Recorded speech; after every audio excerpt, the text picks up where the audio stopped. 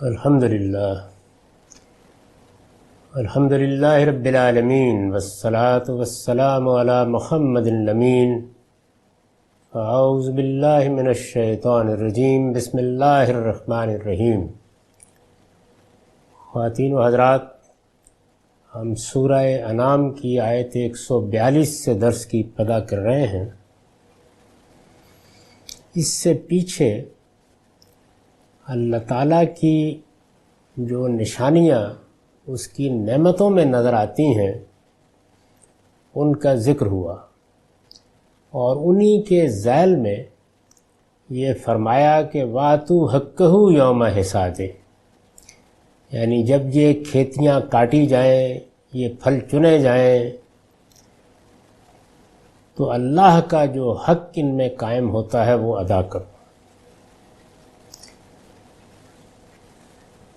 یوم حصادے سے قرآن مجید نے یہ واضح کر دیا کہ یہ حق اسی وقت قائم ہو جاتا ہے جب فصل کے درو کا وقت آئے، یعنی جب فصل کاٹی جائے تو اللہ کا حق اس میں قائم ہو جاتا ہے. یہ وہی حق ہے جس کو ہم زکوٰۃ کے لفظ سے ادا کرتے ہیں. میں نے اپنی تفسیر میں جگہ جگہ توجہ دلائی ہے. یہ زکوٰۃ اور اس کا تصور عربوں کے لیے، یعنی قرآن مجید کے اولین مخاطبین کے لیے کوئی اجنبی تصور نہیں تھا. ہم جب انجیل کا مطالعہ کرتے ہیں، تورات کا مطالعہ کرتے ہیں، بلکہ بائبل کا مطالعہ کرتے ہیں جس میں بنی اسرائیل کی پوری تاریخ بیان ہو گئی ہے، تو اس میں بھی جگہ جگہ ہمیں اس کا ذکر نظر آتا ہے. عرب بھی اس سے پوری طرح واقف تھے، یعنی اللہ کا حق ادا ہونا ہے، وہ جانوروں میں بھی ادا ہونا ہے، وہ کھیتی میں بھی ادا ہونا ہے، وہ سونے چاندی میں، مال میں بھی ادا ہونا ہے. رسالت مآب صلی اللہ علیہ وسلم نے اس سے متعلق جو غلط فہمیاں ہو سکتی تھیں یا اس کی شرح و نصاب کے بارے میں جو مسائل ہو سکتے تھے ان کو واضح کر دیا.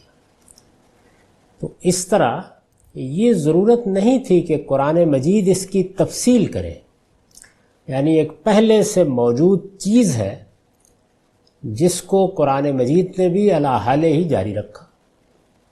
رسالت مآب صلی اللہ علیہ وسلم نے بھی اپنی تصویب سے اسی طرح جاری کر دیا. تو یہ بالکل وہی چیز ہے جو نماز کے معاملے میں ہوئی، جو حج کے معاملے میں ہوئی، عمرے کے معاملے میں ہوئی، کہ پہلے سے موجود ایک چیز ہے. یعنی قرآن مجید زکوٰۃ کا لفظ بول کر رسالت مآب صلی اللہ علیہ وسلم کو یہ ذمہ داری نہیں دے رہا کہ اب آپ بتائیے زکوٰۃ کیا ہے، بلکہ زکوٰۃ جو کچھ ہے وہ معلوم ہے، وہ اللہ کا حق ہے، عرب اس سے واقف ہیں. لفظ ایجاد نہیں کیا گیا، وہ پہلے سے عربی زبان میں موجود ہے. اس کی بہت کچھ تفصیلات بھی لوگوں پر واضح ہیں. کہیں غلطی ہو رہی ہے، کہیں کوئی بدعت داخل ہو گئی ہے. جیسے حج سے اس کو سمجھیے کہ حج جاری ہے، اسی طریقے سے ہے جیسے کہ سیدنا ابراہیم علیہ السلام نے اس کو جاری فرمایا تھا. اس کے مناسک سے لوگ واقف ہیں. بعض جگہوں پر غلطیاں کر رہے ہیں، بعض بدعات انہوں نے داخل کر دی ہیں. یہ بالکل ایسے ہی ہے جس طرح اب اگر کوئی مسلح اٹھے تو وہ یہ دیکھے گا کہ نماز کے ساتھ یا نماز سے پہلے یا نماز میں یا حج و عمرہ میں کوئی غلطی ہو رہی ہے، یا استدلال کی کسی خرابی کی وجہ سے کوئی چیز داخل کر دی گئی ہے، تو اس کی اصلاح کرے گا. چنانچہ رسالت مآب صلی اللہ علیہ وسلم نے بھی یہی کیا ہے. میں نے اس پر جو نوٹ لکھا ہے اس میں یہ بتایا ہے کہ جس طرح اللہ تعالیٰ نے اس کو بیان کیا، یعنی کھیتی باغات ان کا ذکر کیا، اور پھر یہ کہا کہ وَآتُوا حَقَّهُ یوم حصاد، جب اس فصل کے درو کا وقت آئے، اس کو کاٹنے کا وقت آئے تو اللہ کا حق ادا کرو. چنانچہ میں نے لکھا ہے کہ آیت سے واضح ہے کہ اس سے کوئی پیداوار بھی مستثنی نہیں ہے، کوئی پیداوار بھی مستثنی نہیں. یعنی ایسا نہیں کیا گیا کہ فلاں فلاں پیداوار پر یہ حق عائد ہوگا اور فلاں پر عائد نہیں ہوگا. قرآن مجید کی روشنی میں جب روایات کو اور اطلاقی احکام کو سمجھا جاتا ہے تو صحیح صورت سامنے آتی ہے۔ ہمارے ہاں ایک بڑی غلطی جو ہوتی ہے کہ ہم اطلاقات سے قانون اخذ کرتے ہیں، یعنی یہ بالکل ممکن ہو سکتا ہے کہ ایک قانون بنا دیا جائے اور اس قانون کے اطلاق کے موقع پر کسی چیز میں کسی وقتی ضرورت کے تحت استثناء دیا جائے، کوئی مسئلہ پیش ہو جائے اور اس کی بنیاد پر استثناء دیا جائے۔ یہ بالکل ایک الگ چیز ہے۔ قرآن مجید نے جب یہ بات بیان کر دی کہ جو کچھ بھی پیداوار ہوگی اس میں کوئی استثناء اس پہلو سے نہیں ہے کہ فلاں پیداوار پر زکوٰۃ عائد ہوگی اور فلاں پر عائد نہیں ہوگی۔ میں نے لکھا ہے اللہ یہ کہ مسلمانوں کا نظم اجتماعی حالات کی رعایت سے کسی چیز کو مستثنیٰ قرار دے یا جن چیزوں پر زکوٰۃ وصول کرے ان کے لیے کوئی نصاب مقرر کر دے، یعنی یہ دونوں چیزیں بالکل علم و عقل کے مسلمات پر مبنی ہیں۔ ایسا ہوتا ہے کہ آپ نے ٹیکس کا یا زکوٰۃ کا فیصلہ کیا، زکوٰۃ اللہ تعالیٰ کا عائد کردہ ٹیکس ہے، آپ نے فیصلہ کیا اور کوئی مشکل پیش آ گئی، مثلا فصل پر آفت آ گئی، فصل ناقابل ذکر ہوئی، کوئی ایسا معاملہ ہے جس کو لا یوبع بھی کہنا چاہیے، اس طرح کی بہت سی صورتیں عملی اطلاق کے موقع پر پیدا ہو جائیں گی، تو ظاہر ہے کہ ان کو پھر مستثنیٰ قرار دینا پڑتا ہے۔ جیسے کہ رسالت میں آپ صلی اللہ علیہ وسلم نے فرمایا کہ افوت عن الخیل والرقیق، میں نے گھوڑوں اور غلاموں پر زکوٰۃ معاف کر دی ہے۔ اب یہ دیکھیے یہ استثناء ہے، یہ دیکھنا چاہیے کس ضرورت کے تحت کیا، تو بادنا تامل وجہ سمجھ میں آ جاتی ہے۔ یعنی گھوڑے چونکہ کم ہیں، اب ان کی ضرورت ہے، جنگی مقاصد کے لیے بھی ضرورت ہے، تو اس لیے ان کی افزائش نسل کے لیے انہیں زکوٰۃ سے مستثنیٰ کر دیا۔ ہمارے ہاں بھی ہوتا ہے کہ ہم جب کسی چیز کی پیداوار میں بڑھوتری چاہتے ہیں، لوگوں کو اس طرف توجہ دلانا چاہتے ہیں، تو اس سے ٹیکس اٹھا لیتے ہیں، بالکل اسی اصول پر۔ غلاموں کو غلامی ختم کی جا رہی تھی، اس کے بارے میں مختلف رعایتیں دی جا رہی تھیں، اگر ان کے اوپر کوئی چیز عائد کی جاتی تو اس کا بار بھی انہیں پر پڑتا، تو رسول اللہ صلی اللہ علیہ وسلم نے فرمایا کہ میں نے اس کو بھی معاف کر دیا ہے۔ تو یہ وہ وقتی ضرورت کی مثالیں ہیں۔ اسی طرح سے نصاب مقرر کرنا، ظاہر ہے کہ آپ کسی قابل لحاظ پیداوار پر زکوٰۃ عائد کریں گے تو ایک نصاب مقرر کر دیا نبی صلی اللہ علیہ وسلم نے، پیداوار کی بعض صورتوں میں بھی، سونے چاندی میں بھی، وہ معروف ہے۔ یہ چیز آج بھی ایسے ہی ہوگی، یعنی جن چیزوں میں رسالت میں آپ صلی اللہ علیہ وسلم نے کوئی فیصلہ کر دیا ہے اس فیصلے کی ہم پیروی کریں گے، لیکن جن چیزوں میں آپ نے کوئی نصاب مقرر نہیں کیا ان میں اب اسی اصول کو سامنے رکھ کر ریاست نصاب مقرر کر دے گی۔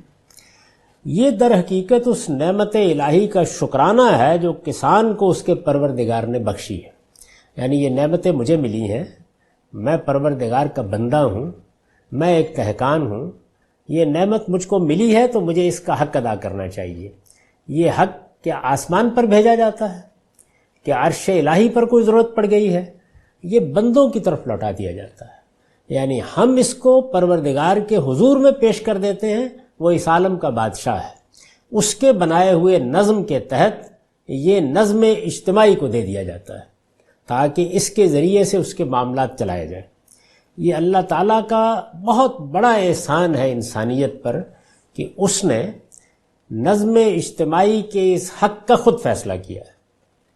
اس وقت بھی جو سب سے بڑا مسئلہ ریاست یا حکومت کے حوالے سے درپیش ہے وہ ٹیکس لگانے کا اختیار ہے۔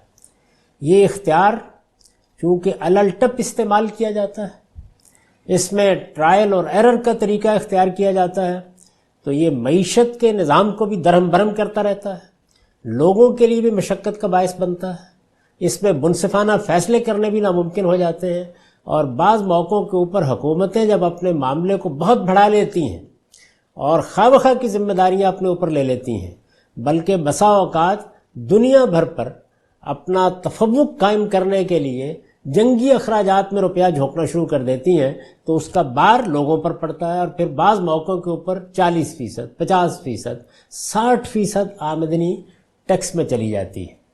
یہ ظلم و استبداد لوگوں کو سرد کر دیتا ہے، معیشت کے نظم کو درہم برہم کرتا ہے۔ اس انسینٹو پر یا اس محرک پر اثر انداز ہوتا ہے جو مال کمانے کے لیے اللہ تعالیٰ نے انسان کے اندر رکھا ہے. اور ظاہر ہے کہ یہ ایک ایسی چیز ہے کہ جو بالکل اسی طرح انسان کے لیے کوئی قاعدہ بنانے میں ناکامی پر منتج ہوتی ہے جو میراث کے معاملے میں ہوا ہے. وہاں بھی پروردگار عالم نے یہ فرمایا کہ میں نے یہ حصے اس لیے مقرر کیے ہیں کہ تم یہ فیصلہ نہیں کر سکتے تھے کہ کس کا حصہ کیا ہونا چاہیے. سب کو برابر کر دیتے، سب کو محروم کر دیتے، کسی ایک کو دیتے اور باقی سب کو نہ دیتے، تو ظاہر ہے کہ یہ انصاف پر مبنی بات نہ ہوتی. تو میں نے اس اصول پر کہ کون اقرب و نفع ہے یہ حصے خود مقرر کر دیے ہیں. بالکل اسی طرح حکومت یا نظم اجتماعی کا حق بھی میرے مال میں کیا ہے. دیکھیے یہ مال میرا ہے، میں نے اسے کمایا ہے ایک فرد کی حیثیت سے. اس میں جو نظم اجتماعی یا جو حکومت قائم کی گئی ہے، جو ظاہر ہے کہ میری بھی ضرورت ہے، تو اس کا حق کیا ہونا چاہیے، اس کا فیصلہ کون کرے گا؟ بادشاہ سلامت کر دیں گے؟ پارلیمنٹ بیٹھ کے جس طرح کے اٹکل پچو فیصلے کرتی ہے وہ کر دے گی؟ اللہ تعالیٰ نے فرمایا اس کا فیصلہ میں نے کر دیا ہے. اس کو اسلامی اصطلاح میں یا ہماری شریعت کی اصطلاح میں زکوٰۃ کہا جاتا ہے. یہی تنہا ٹیکس ہے جو مسلمانوں کی کوئی حکومت مسلمانوں سے لے سکتی ہے. اس کے بعد ایک حبہ ایک پیسہ بھی لینے کا اس کو اختیار نہیں ہے. میں یہاں اس سوال کا جواب نہیں دے رہا کہ اس کی آمدنی کی کیا کیا ذرائع ہوں گے، صرف یہ عرض کر رہا ہوں کہ یہ وہ چیز ہے جس کا اللہ تعالیٰ نے یہاں حکم دیا ہے اور یہ کہا ہے کہ یہ اللہ کا حق ہے، یہ تمہیں اللہ کو ادا کرنا ہے، اور اللہ کا فیصلہ یہ ہے کہ پھر یہ نظم اجتماعی کے سپرد کر دیا جائے. اس زمانے میں پیداوار کی جو دوسری صورتیں وجود میں آ گئی ہیں، مثلا صنعتی پیداوار، فیسیں، کرایہ اور معاوضہ خدمات وغیرہ، ان کو بھی اس پر قیاس کرنا چاہیے. یعنی اب ہوا کیا ہے، رسالت پاک صلی اللہ علیہ وسلم کے زمانے میں بلکہ پوری دنیا میں ایک لمبے عرصے تک پیداوار کی بڑی صورت، واحد صورت، قابل ذکر صورت وہ زرعی پیداوار رہی. یعنی ایگریکلچر کا دور رہا ہے. دنیا اس بات کو عملی طور پر تسلیم کرتی ہے. صنعتی پیداوار یہ ناقابل ذکر تھی. اسی طرح کی اور بہت سی چیزیں جو جدید تمدن میں وجود پذیر ہو گئی ہیں یہ قابل ذکر نہیں تھے. چھوٹے موٹے پیمانے پر بعض کام ہوتے تھے، لیکن اصلاً یہ زمین کی پیداوار تھی جو ذریعہ رزق بنتی تھی. تو اس پر عائد کر دیا گیا. اب جب نئی صورتیں پیدا ہوں گی تو یہ فیصلہ کرنا چاہیے نا کہ ان کو کس سے ملحق کرنا ہے، ان کا الحاق کس سے ہوگا. کیا مال سے ہوگا؟ مال میں زکوٰۃ 2.5% ہے.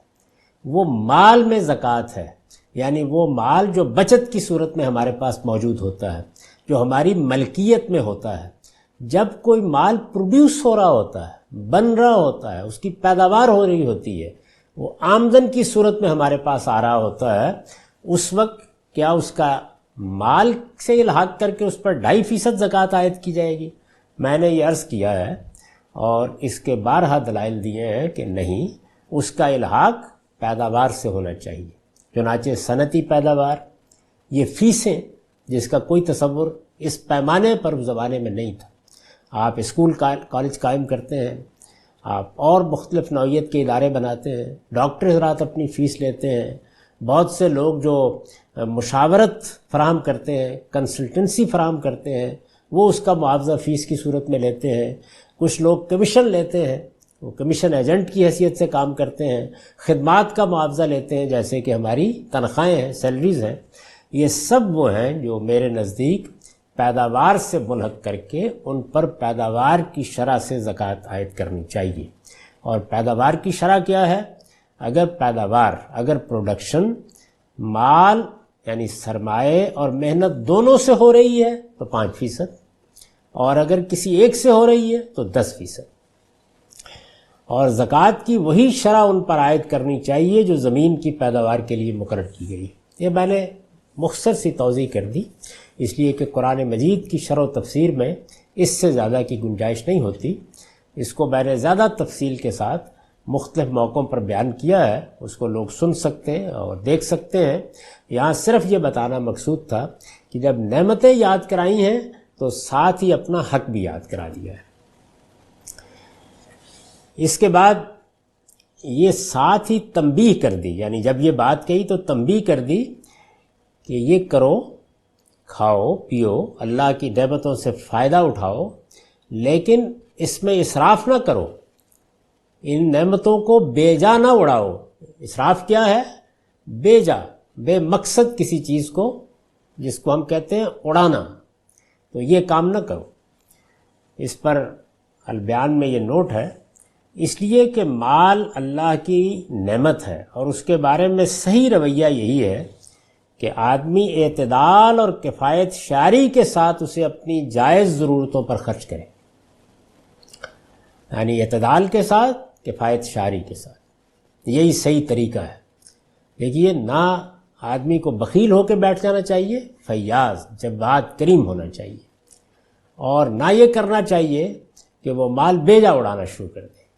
مال بیجا اڑانے والے بتدریج اللہ کی راہ میں خرچ کرنے کے اجر سے محروم ہونا شروع ہو جاتے ہیں۔ اپنی جائز ضرورتوں پر خرچ کریں، اور جو کچھ بچائے اسے حقداروں کی امانت سمجھے، اور اس امانت کو نہایت احتیاط کے ساتھ ادا کریں۔ استاذ امام لکھتے ہیں، جو شخص مسرف اور فضول خرچ ہو، یعنی بے جا مال اڑانے کی عادت پڑ گئی ہو، فضول خرچ ہو، اس کے اپنے ہی شوق پورے نہیں ہو پاتے، وہ دوسروں کے حقوق کیا ادا کرے گا؟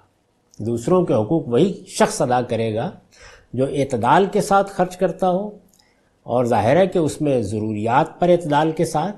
انسان کو اللہ تعالیٰ نے جمالیات کی حص دی ہے، اس کی تسکین کے لیے بھی خرچ کرنا جائز خرچ ہے۔ اللہ تعالیٰ نے زینتوں پر خرچ کرنے کو بھی جائز خرچ قرار دیا ہے۔ یہ سب خرچ ہوں گے، لیکن اعتدال کے ساتھ ہوں گے۔ شیطان ارباب مال پر سب سے زیادہ حملہ اسی راہ سے کرتا ہے، وہ ان کو طرح طرح کی آرزوؤں اور خواہشوں میں پھنساتا ہے، اور وہ ان خواہشات و تعیشات کے ایسے غلام ہو جاتے ہیں کہ ان کے نزدیک ان کا درجہ ضروریات سے بھی کچھ بڑھ کر ہو جاتا ہے۔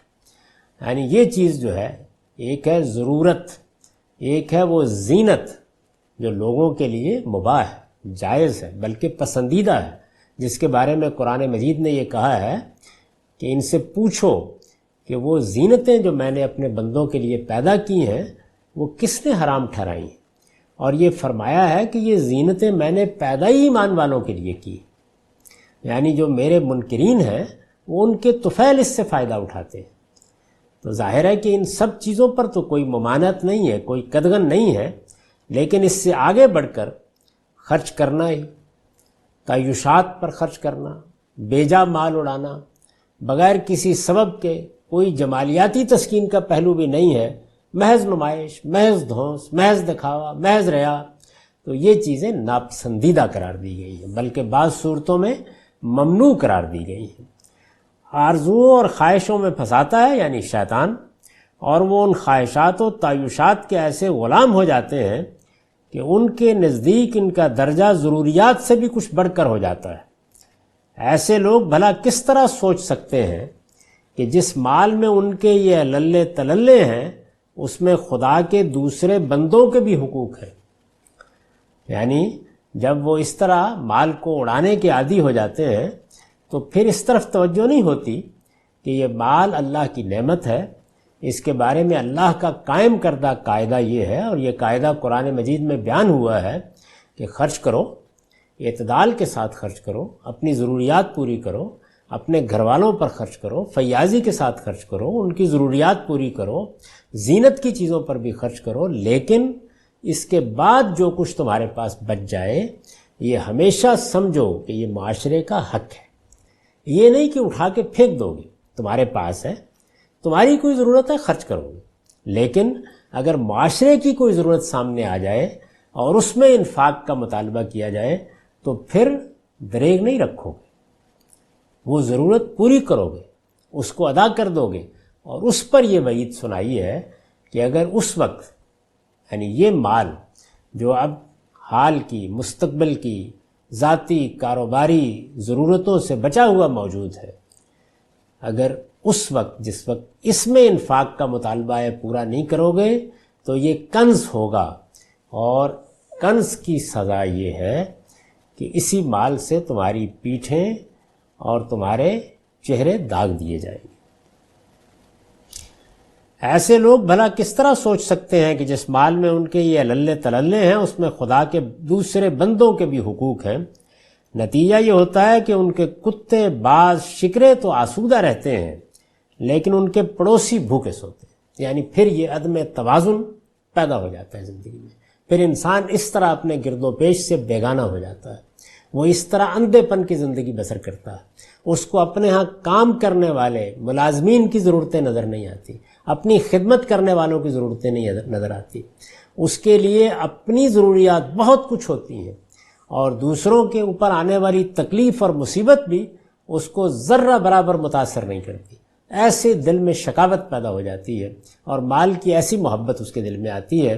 مال کے بارے میں وہی بات صحیح ہے جس کی تعلیم انبیاء علیہ السلام نے دی ہے کہ اس میں سے بچا ہوا در حقیقت وہی ہے جو خدا کے ہاں جمع کرا دیا گیا۔ یعنی آدمی کا سیدنا مسیح علیہ السلام کے الفاظ میں دل وہیں رہتا ہے جہاں اس کا مال ہوتا ہے، تو یہ جتنا اللہ کے ہاں جمع کرو گے دل بھی اتنا ہی وہیں لگا رہے گا۔ مال کے معاملے میں یہ صحیح رویہ ہے جس کی اللہ کی کتاب میں ہم کو تعلیم دی گئی ہے، یعنی یہ اللہ کی نعمت ہے، اس میں معاشرے کا جو حق ہے اور جو حق واجب ہے زکوٰۃ کی صورت میں وہ بھی دیانتداری کے ساتھ ادا کرو۔ اپنی ضرورتوں پر خرچ کرو، فیاضی کے ساتھ خرچ کرو، لیکن اعتدال، میانہ روی اور کفایت شاری کا طریقہ ہر جگہ ملحوظ رکھو۔ زینتیں ممنوع نہیں ہیں، تمہارے اندر جو جمالیاتی احساس ہے اس کی تسکین بھی ممنوع نہیں ہے، لیکن لوگوں پر دھوس جمانے کے لیے، نمائش کرنے کے لیے، دکھاوے کے لیے جو مال خرچ کیا جاتا ہے اور جو ان ضرورتوں پر خرچ کیا جاتا ہے جو ضرورتیں پیدا ہی انسان کے اندر تعیشات کی غلامی کی ذہنیت سے ہوتی ہیں، ان سے اجتناب کرو۔ میں نے اس کو ضرورتیں اس لیے قرار دیا کہ گویا جو لوگ پورا کر رہے ہوتے ہیں یہ ان کے لحاظ سے ضرورت بن جاتی ہے۔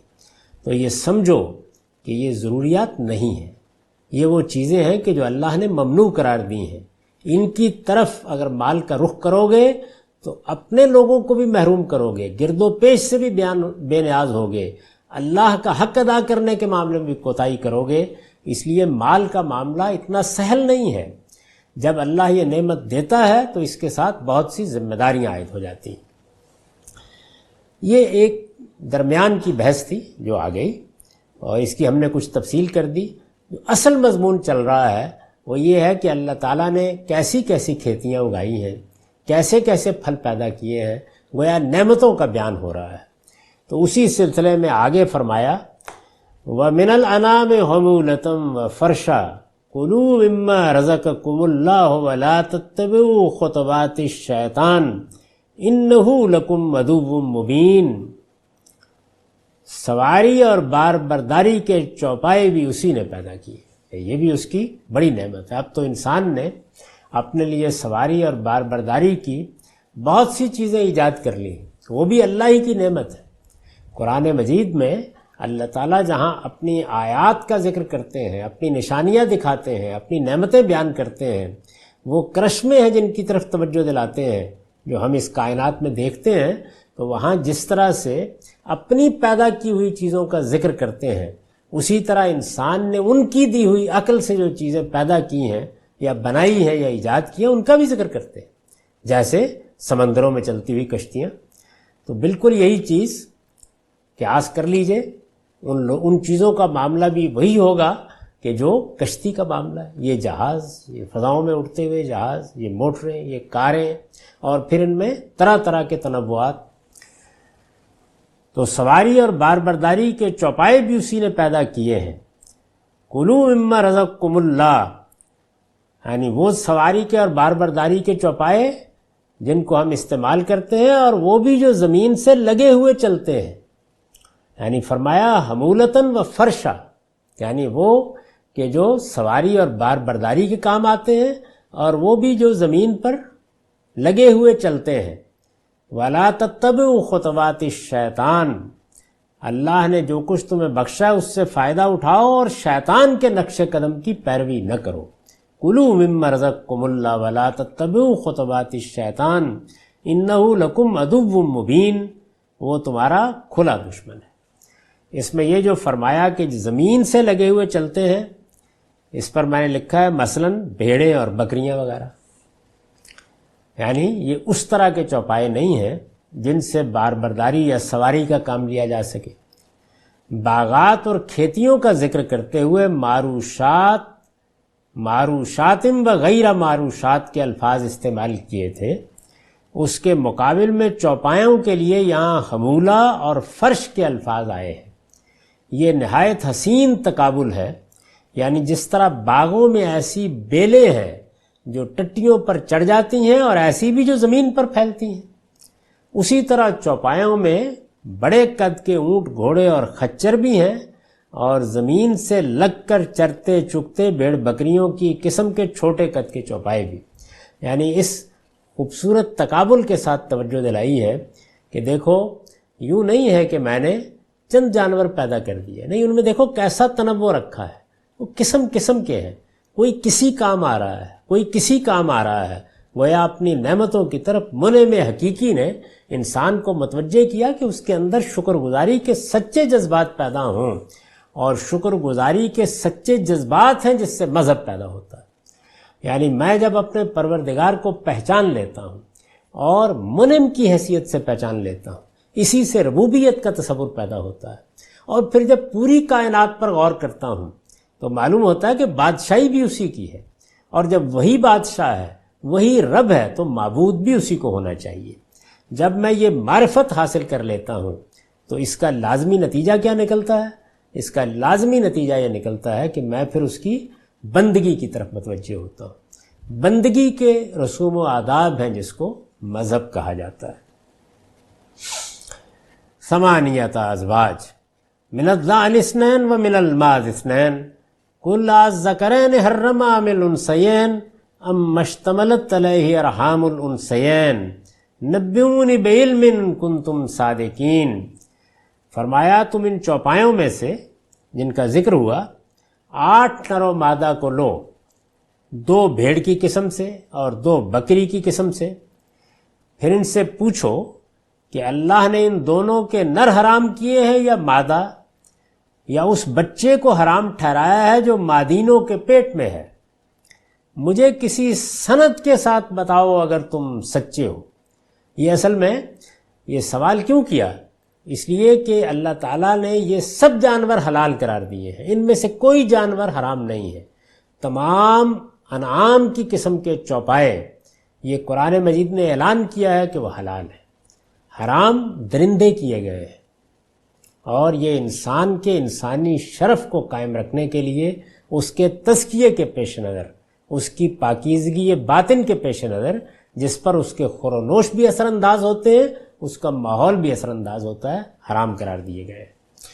تو یہاں جو اللہ نے حلال جانور پیدا کیے ہیں جن کا گوشت عام طور پر کھایا جاتا ہے، یا آگے اونٹ کا بھی ذکر ہوگا، آگے گائے کا بھی ذکر ہوگا، 8 نر و مادہ کا ذکر ہوگا، تو یہاں بھیڑوں کا ذکر کیا، پھر بکری کا ذکر کیا، اور یہ فرمایا کہ بتاؤ کہ ان میں سے کیا چیز ہے جو میں نے حرام کی، یعنی ان پر جو حرمتیں تم نے عائد کی ہیں۔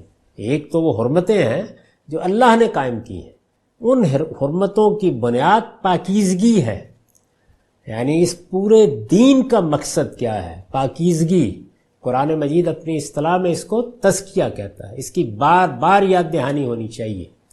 یعنی یہ اللہ کا دین کس لیے دیا گیا ہے؟ اس لیے دیا گیا ہے کہ مجھے اپنے وجود کو پاکیزہ بنانا ہے۔ کیوں پاکیزہ بنانا ہے؟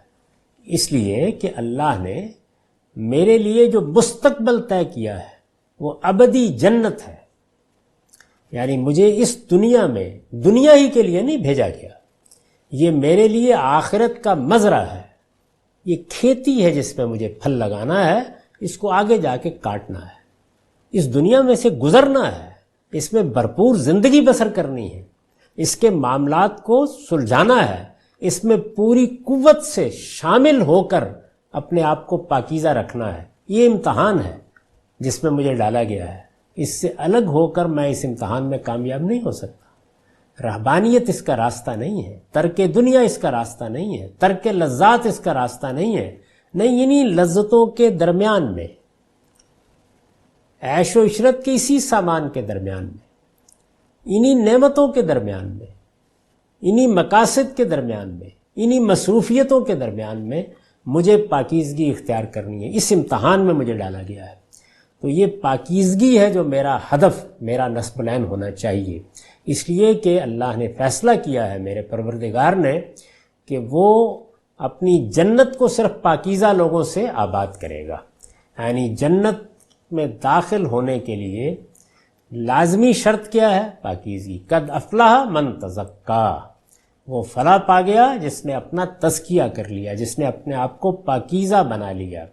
مجھے جو خیر و شر کا شعور دیا گیا ہے، جس پر ساری مذہبی روایت مبنی ہے، وہ کس اصول پر دیا گیا ہے؟ قد افلح من زکاہا وقد خاب من دساہا. جس نے اس نفس کو پاکیزہ بنا لیا وہ فلاح پا گیا، اور جس نے اس کو آلودہ کیا اس نے اپنے لیے خسران کا سودا کر لیا، گھاٹے کا سودا کر لیا. تو یہ پاکیزگی. اب ظاہر ہے کہ پاکیزگی کہاں کہاں چاہیے؟ پاکیزگی بدن میں چاہیے، چنانچہ اس کے آداب و حدود بتائے گئے. ہمارے ہاں یعنی ہمارے دین میں اسی لیے طہارت کو بڑی اہمیت حاصل ہے. اس کے آداب انبیاء علیہ السلام نے بتائے ہیں، اور اس میں مزید ہدایات دی ہیں جو پھر اللہ کی عبادت کے لیے ناگزیر ہے. اور ہمیں چونکہ یہ عبادت 5 وقت کرنا ہوتی ہے، تو اس وجہ سے گویا پاکیزگی کا وہ احساس اس افزونی کے ساتھ ہماری پوری زندگی بن جاتا ہے. اسی طرح پھر اخلاق کی پاکیزگی اور خور و نوش کی پاکیزگی. کھانے پینے کی چیزوں میں بھی ہمیں ہدایت کی گئی ہے کہ طیبات کھائیں گے اور خبائث سے اجتناب کریں گے. اور جانوروں کے معاملے میں جو یہاں زیر بحث ہے، خبائث کیا ہیں؟ درندے، خون، یہ خبائث ہے. اس لیے کہ یہ انسان کی اس باطنی پاکیزگی پر اثر انداز ہوتے ہیں. یہ ایسا اثر نہیں ہے کہ ادھر آپ نے ایک گولی کھائی اور فوراً سر درد دور ہو گیا یا بڑھ گیا. یہ اثرات نسلوں میں جا کے نمودار ہوتے ہیں.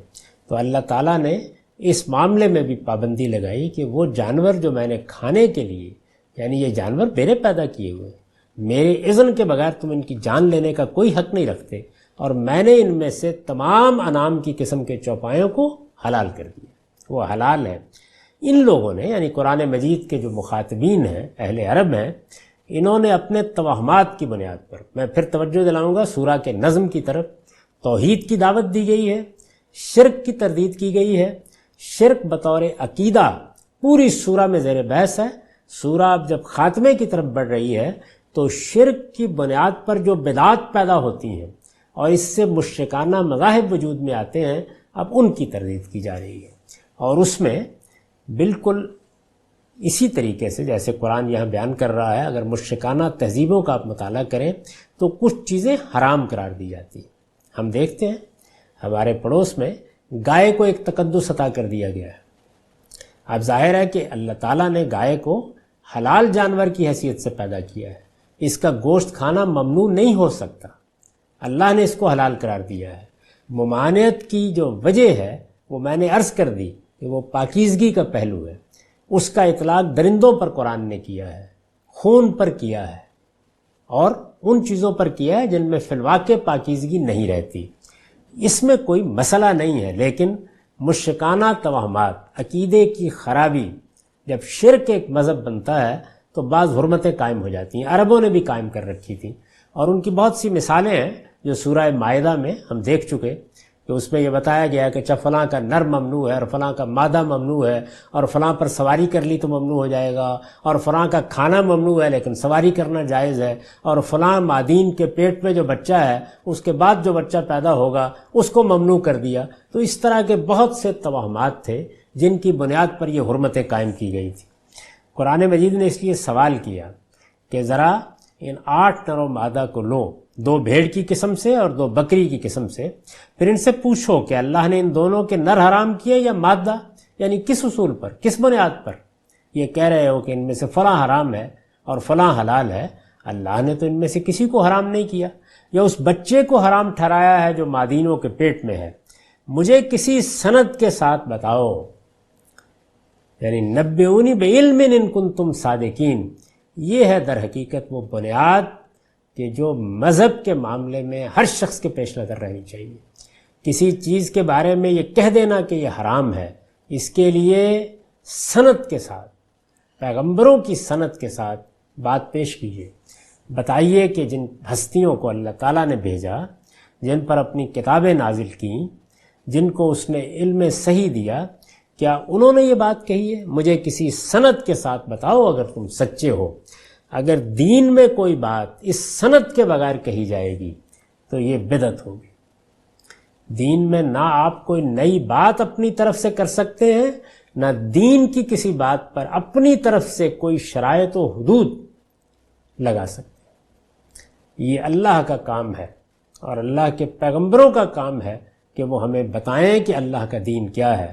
تو اس لیے قرآن نے سوال کیا کہ یہ بتاؤ کہ تم ابراہیم کی اولاد ہو، اسماعیل کی اولاد ہو علیہم السلام، ان کی کوئی سند ہے تمہارے پاس؟ کیا چیز ہے جس کی بنیاد پر یہ بات کرتے ہو؟ اور یہ بالکل معروف ہے کہ اس طرح کی چیزیں اپنے پیچھے ایسی کوئی سند نہیں رکھتی.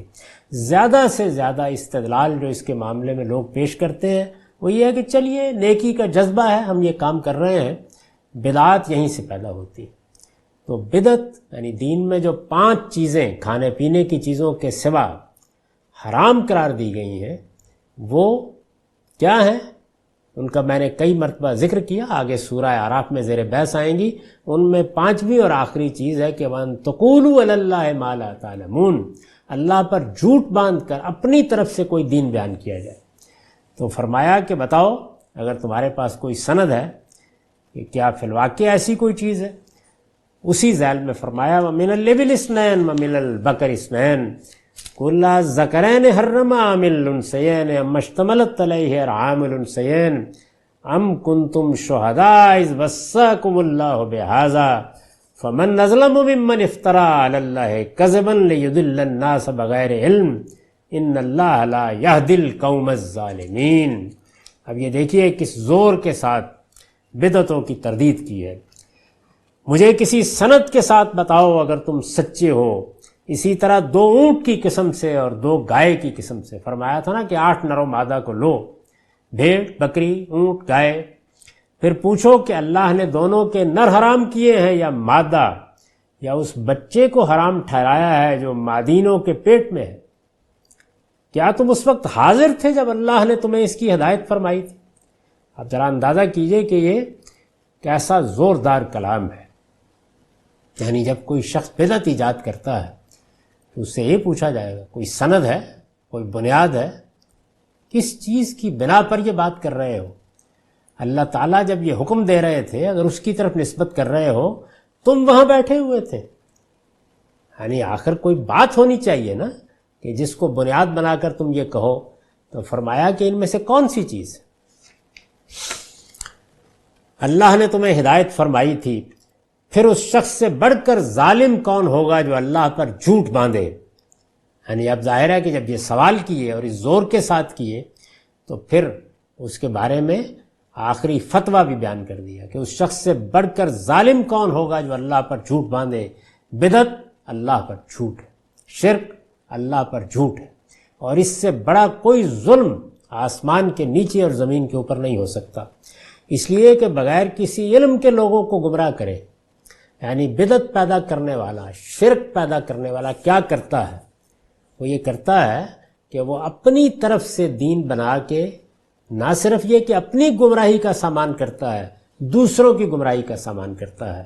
اور جب کوئی شخص یہاں تک پہنچ جائے، دیکھیے نفس کی کمزوریوں کی وجہ سے غلطی ہو گئی، کوتاہی ہو گئی، لیکن دین بنانا، بدعتیں تراشنا، شرک کو ایک مذہب کی حیثیت دینا، اس میں لوگوں کے اختیارات تقسیم کرنا، یہ تو سراسر ظلم ہے اور بے لذت گناہ ہے. اور زمین کے اوپر اس سے بڑا ظلم کوئی نہیں ہو سکتا. یہ ظلم وہ ہے جو انسان اپنی ذات پر ڈھاتا ہے، اس لیے کہ اس کا نتیجہ خود اس کے خلاف نکلنا ہے. اور جب کوئی شخص اس راستے پر چل نکلے تو ایک غلطی کرنے والے کو راستے پر لایا جا سکتا ہے. کوئی شخص اپنے نفس سے متاثر ہو کر کوئی برائی کا ارتکاب کر بیٹھے، اسے توجہ دلائی جا سکتی ہے. لیکن جب بندہ اس طریقے سے دین بنانے پر آ جائے تو پھر آہستہ آہستہ اپنی اس ضد کی وجہ سے اللہ کی ہدایتی سے، توفیق ہدایت سے محروم ہو جاتا ہے۔ چنانچہ فرمایا ہے ان اللہ لا یہدی القوم الظالمین، اللہ ایسے ظالموں کو کبھی راستہ نہیں دکھائے۔ یہ توفیق سے محرومی ہے۔ راستہ اللہ دکھاتا ہے، لیکن راستہ دکھانے کے لیے ایک سنت ہے، اللہ کا ایک طریقہ ہے، اللہ کا ایک قانون ہے۔ وہ ہدایت کا قانون بھی ہے، وہ گمراہی کا قانون بھی۔ ہدایت و ضلالت کے اس قانون کی قرآن نے جگہ جگہ تفصیل کی ہے۔ بندہ اگر سچائی پر کھڑا ہے، سچائی کو تلاش کرتا ہے، اس کے راستے میں رکاوٹیں پیدا نہیں کرتا، اس کے راستے میں تعصبات کو حائل نہیں ہونے دیتا، وہ سچی بات کو ماننے کے لیے ہر وقت تیار ہوتا ہے، تو اللہ تعالیٰ اس کے لیے سچائی تک پہنچنے کے راستے کھولتا ہے۔ اور اگر وہ یہ رکاوٹیں پیدا کر لیتا ہے، اپنی طرف سے دین بناتا ہے، اگر اس کے پاس سند ہی صرف یہ ہوتی ہے کہ یہ تو ہمارے اکابر کا راستہ ہے اور بزرگوں کا راستہ ہے اور ہم نے ایسے ہی سنا ہے اور کیا سب احمق ہو گئے، اور وہ اصل بنائے استدلال پر گفتگو نہیں کرتا، تو پھر اللہ تعالیٰ اس کو ہدایت کی توفیق سے بتدریج محروم کر دیتا ہے۔ یہ بات یاد رکھیے کہ اس دنیا میں ہم پر صرف عمل کا امتحان نہیں ہے، ہمیں علم کے امتحان میں بھی ڈالا گیا ہے، ورنہ تو ایمان و عقیدہ کی کوئی حیثیت نہ ہوتی۔ تو علم اور عمل دونوں کے امتحان میں اپنے علم کو بھی پاکیزہ رکھنا ہے، تعصبات سے پاکیزہ رکھنا ہے، مانی ہوئی باتوں کی اسیری سے پاکیزہ رکھنا ہے، اپنے مفادات سے پاکیزہ رکھنا ہے۔ علم کا تزکیہ یہ ہے کہ آدمی بنائے استدلال کو جانے، اس پر فیصلہ کرے۔ اور یہ بات یاد رکھیے کہ اگر معاملہ اللہ کی کتاب سے الگ ہے، دین کا معاملہ نہیں ہے، تو بنائے استدلال متعین ہے، یعنی وہ تجربہ ہوگا، وہ مشاہدہ ہوگا، وہ صریح عقلی استدلال ہوگا، وہ اسٹیبلشڈ ہسٹری ہوگی۔ اس کے سوا کوئی چیز بنائے استدلال نہیں بن سکتی۔ اور اگر دین کا معاملہ ہے تو بنائے استدلال قرآن ہوگا، بنائے استدلال پیغمبر کی بات ہوگی۔ اس کے سوا کسی چیز کو بھی بنائے استدلال کے طور پر پیش نہیں کیا جا سکتا، نہ کسی کے تقویٰ کو، نہ کسی کی پاکیزگی کی داستانوں کو، نہ کسی کی بزرگی کو، نہ کسی اجماع کو، نہ کسی اتفاق کو، نہ کسی روایت کو۔ پاکیزگی علم کے لیے ضروری ہے کہ آدمی سچائی کا سچا طالب ہو، اور ہر جگہ اس کی رائے، اس کے فکر، اس کے عقیدے کی بنیاد اللہ کی کتاب پر ہو، پیغمبر کے ارشاد پر ہو۔ اس کو واضح فرمایا۔ اب ذرا اس پر جو نوٹ میں نے لکھے ہیں ان کو دیکھ لیجئے۔ ایک تو یہ بات کہی تھی کہ جو اللہ تعالیٰ نے تمہیں بخشا ہے اس سے فائدہ اٹھاؤ۔ یہ ترجمہ میں نے کیا۔ فائدہ اٹھانے کے لیے اصل میں لفظ کلو آیا ہے، کھاؤ جس کے معنی ہے۔ یہ یہاں اپنے محدود معنی میں نہیں بلکہ برتنے اور فائدہ اٹھانے کے وسیع مفہوم میں استعمال ہوا ہے۔ یعنی یہ جو کلو ہے یہ اگرچہ لفظی اعتبار سے تو کھانے کے معنی میں ہے، لیکن یہ قرآن مجید میں بھی اور ادب کی زبان میں بھی اس وسعت کے ساتھ استعمال ہو جاتا ہے، اس لیے اس کا ترجمہ یہ کیا۔ اس کے بعد یہ فرمایا تھا کہ شیطان کے نقش قدم کی پیروی نہ کرو، یعنی جب یہ کہا کہ اللہ نے جو کچھ تمہیں بخشا ہے اس سے فائدہ اٹھاؤ اور شیطان کے نقش قدم کی پیروی نہ کرو، تو مطلب یہ تھا کہ یعنی اس کی مشرکانہ وسوسہ اندازیوں سے متاثر ہو کر خدا کی حلال کی ہوئی چیزوں کو حرام نہ ٹھہراؤ۔ یہ وہ مدعا ہے جو اس موقع نے پیدا کر دیا ہے۔ یعنی کہنے کو دیکھیے ایک سادہ جملہ ہے اور تعمیم کے ساتھ ہے کہ شیطان کے نقوش قدم کی پیروی نہ کرو، لیکن یہاں یہ جس معنی میں آیا ہے، اس سیاق میں، اس کانٹیکسٹ میں، تو اس سے مراد کیا ہو گئی؟ اس کی مشرکانہ وسوسہ اندازیوں سے متاثر ہو کر خدا کی حلال کی ہوئی چیزوں کو حرام نہ ٹھہراؤ۔ پھر اس کے بعد یہ فرمایا تھا کہ 8 نر و مادہ کو لو چوپایوں میں سے، اور پھر ان کی تفصیل کی تھی آگے، بھیڑ بکریوں میں سے، اونٹ، گائے۔ اس میں ثمانیت ازواج کا لفظ استعمال ہوا۔ میں نے اس پر لکھا ہے ثمانیت ازواج میں فعل امر محذوف ہے، اور مدعا یہ ہے کہ یہ 8 نر و مادہ ہیں، ان میں سے ایک ایک کو فردن فردن لے کر ان سے پوچھو. یعنی بسا اوقات قرآن مجید جس زبان میں نازل ہوا ہے تو اس میں اسی طریقے سے فعل کا عمل باقی رہ جاتا ہے. یہ ثمانیۃ ازواج میں نصب موجود ہے لیکن فعل مقدر ہو گیا، حذف ہو گیا. پوچھو ان سے، ایک ایک کو لے کے پوچھو ان سے. اور کیا پوچھو وہ ہم نے دیکھا کہ آگے جو سوال کیا گیا ہے وہ کیا سوال تھا. پھر اس کے بعد اس سوال کو دو پہلوؤں سے بیان کیا، یعنی بھیڑ بکریوں کے بارے میں بھی ایک ہی الفاظ ہے اور اونٹ گائے کے معاملے میں بھی. وہ کیا الفاظ ہیں؟ اللہ نے ان دونوں کے نر حرام کیے ہیں یا مادہ یا اس بچے کو حرام ٹھہرایا ہے جو مادینوں کے پیٹ میں ہے.